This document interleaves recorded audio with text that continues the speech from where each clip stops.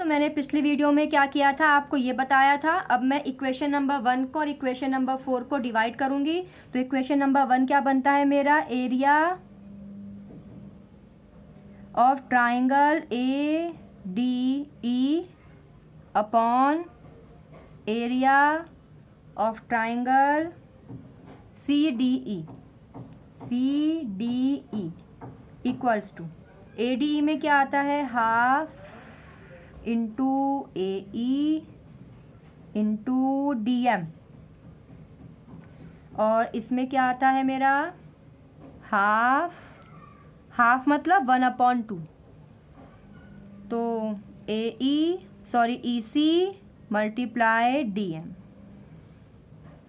Half से half और D M से डी एम कट गया, क्या बचा, area of triangle A D E, मतलब ए डी ई मुसल्लस का रकबा, और क्या बचा, सी डी ई ट्राइंगल का रकबा बराबर ए ई अपॉन ई सी, ये बचा है आपका।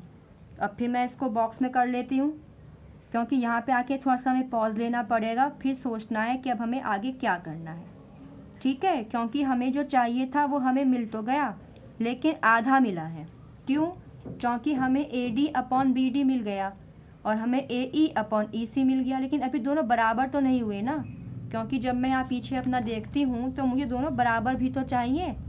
तो यानी A D upon D B की जो वैल्यू मैं निकालूंगी और जो मैं ए ई अपॉन ई सी की जो वैल्यू निकालूंगी, दोनों वैल्यू बराबर होनी चाहिए, तभी जाके आपका इनके बीच इक्वल का निशान आएगा।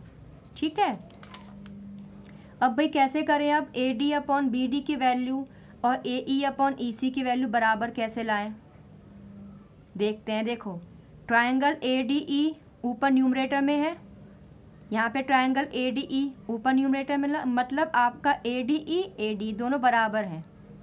अब अगर किसी तरीके से आपका नीचे वाला ट्रायंगल बी डी ई और area of triangle C D E अगर नीचे वाले भी सेम हो जाएं, तो जब आपको पता है कि अगर आपकी राइट हैंड साइड सेम है तो लेफ्ट हैंड साइड भी सेम होगी। ठीक है, ये बात पता है ना आपको, कि अगर जैसे मैंने एक एग्जांपल बताया आपको, यहाँ पे एक लाइन करके मैं एग्जांपल बता देती हूँ आपको। जैसे कि यहाँ पे जो आपकी है मीना, जो है वो सीमा की दोस्त है। ठीक है, और जो सीमा है वो राखी की दोस्त है। मीना सीमा की दोस्त हो गई और सीमा राखी की दोस्त हो गई, तो इनडायरेक्टली राखी भी मीना की दोस्त होगी। ऐसा होता है कई बार आपके साथ, कॉमन फ्रेंड्स होती हैं और कॉमन फ्रेंड्स के ज़रिए आप आपस में भी दोस्त बन जाते हैं।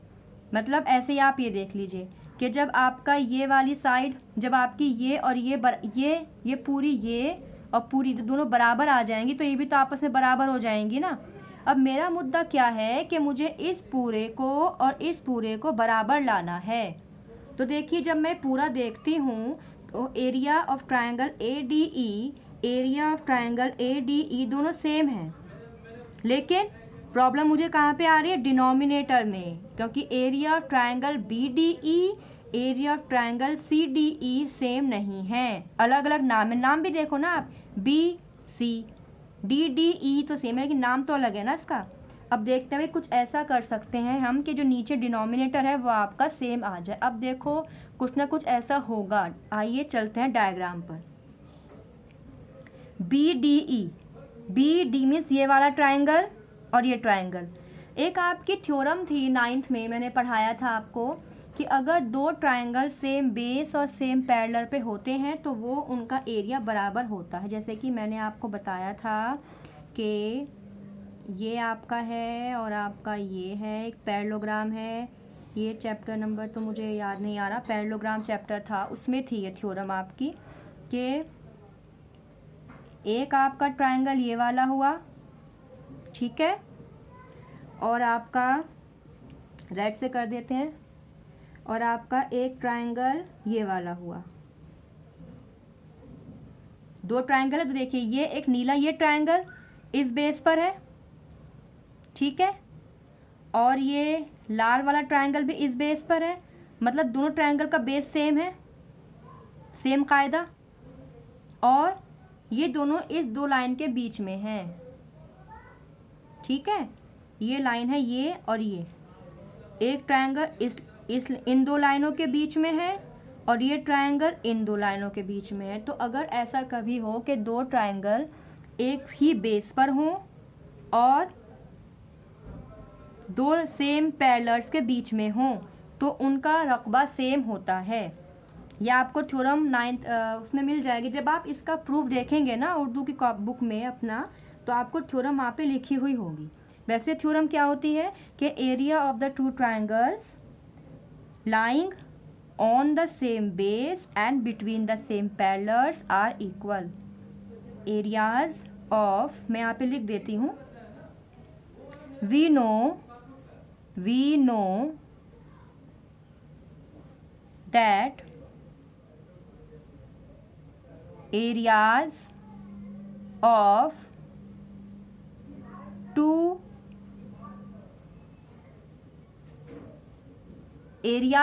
two triangles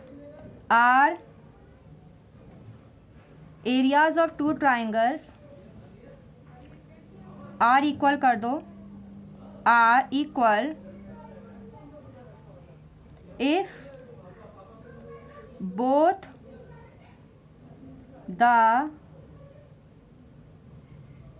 triangles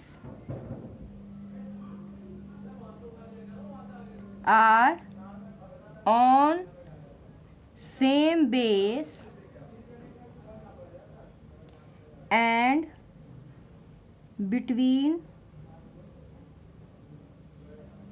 same parallels।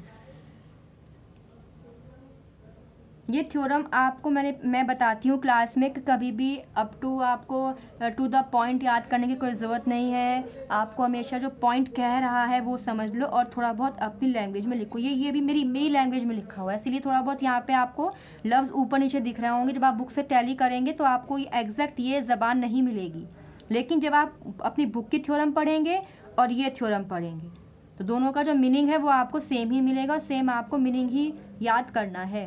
ठीक है, तो इसका मतलब जो आपका बी डी है, this implies area of triangle B D E किसके बराबर हो गया, area of triangle C D E. मतलब जो ये बी डी ई ट्राइंगल है और जो सी डी ई ट्राइंगल, दोनों का एरिया आपस में इक्वल है, क्योंकि डी ई एक ही तो बेस पे, देखो ये आपका बेस है, इस पर ये खड़ा है और इसी बेस पर ये खड़ा है।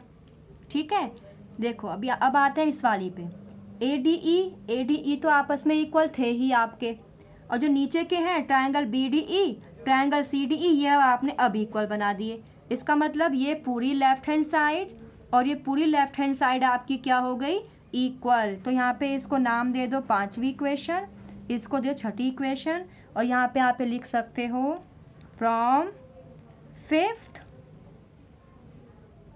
एंड 6th क्या आ जाएगा आपका, A D upon B D बराबर A E upon E C. Hence proved, ये आपकी प्रूव हो गई थ्योरम। ठीक है, थोड़ी लंबी लगी, लंबी तो होनी भी है भाई जब ज़्यादा नंबर की आएगी, क्योंकि किसी क्वेश्चन की लेंथ कितनी है उसके अकॉर्डिंग उनकी मार्किंग की जाती है। अब ये आपको 2 नंबर में तो देने से रहे, ऑब्वियस है, ये आपकी ज़्यादा नंबर की आएगी। मैक्सिमम जो आपके नंबर होते हैं क्वेश्चन पेपर में उन नंबर्स की आती है। कर लीजिए इस थ्योरम को, बहुत ज़्यादा इंपॉर्टेंट है। इसका मैं एक दिन टेस्ट भी ले लूँगी इस थ्योरम का। इस थ्योरम को मैं आपसे कह रही हूँ कि 2 बार करना कॉपी में, अपनी फेयर कॉपी में ही 2 बार लिखना। ठीक है, एक बार 24 तारीख डेट डाल के वर्कशीट नंबर 22 डाल के लिखना, और फिर उसके बाद नेक्स्ट में फिर आप 24 तारीख ही डाल देना चाहे तो, और प्रैक्टिस ऑफ वर्कशीट नंबर 22 ये लिखना आप। ठीक है, और इंडेक्स में तो वैसे भी आप टॉपिक का नाम लिखते हो, तो जब आप इंडेक्स में लिखोगे तो एक बार तो लिखोगे बेसिक बीपीटी थ्योरम लिख देना है आप, और दूसरे बार में क्या लिखना आप, प्रैक्टिस ऑफ।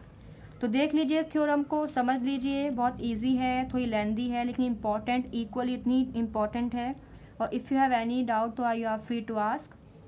और मैं व्हाट्सएप ग्रुप या जहाँ भी आप या मुझे कॉल भी कर सकते हैं, ठीक है। तो अब हम मिलेंगे नेक्स्ट वीडियो में, जो कि आपकी सेम चैप्टर की होगी और जो होगी 23।